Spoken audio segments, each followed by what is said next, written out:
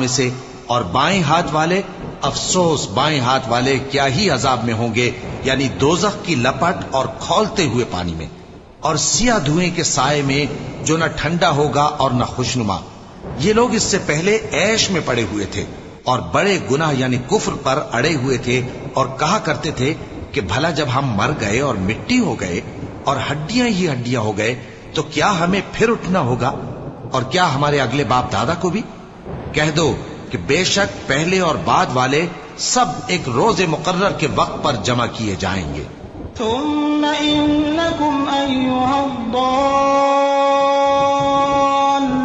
المكذبون لآكلون من شجر من زقوم